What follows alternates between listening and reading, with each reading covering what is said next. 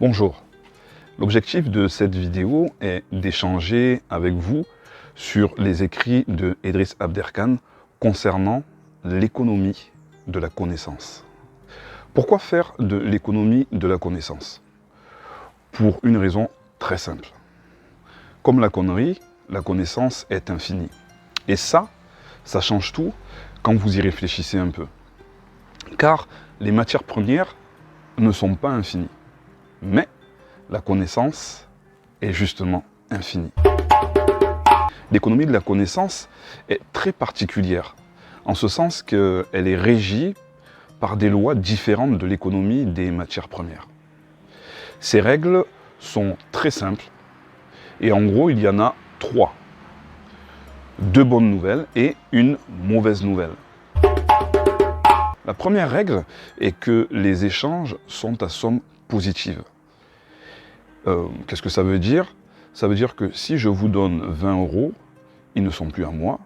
Si je vous donne de la connaissance, elle est encore à moi. Là, je vous donne de la connaissance et a priori, en sortant, on va dire, de cet échange, je ne serai pas plus bête qu'en y rentrant. Alors que si je vous donnais 20 € à chaque personne, je serais évidemment moins riche.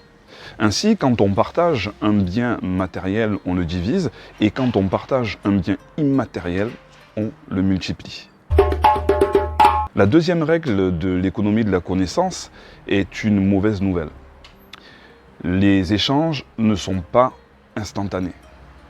Lorsqu'on transfère 20 € ou 20 millions d'euros, les échanges sont instantanés. Le problème, c'est que dans l'économie, on va dire, de la connaissance, le transfert de connaissances prend du temps. Je ne peux pas vous donner, par exemple, la physique quantique en un instant. La dernière règle est intéressante, en ce sens que les combinaisons de connaissances ne sont pas linéaires.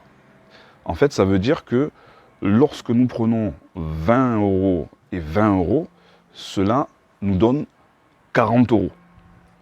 Lorsque nous prenons 1 kg de connaissances et un autre kilo de connaissances, cela ne fait pas 2 kg de connaissances, mais au moins 3 de connaissances.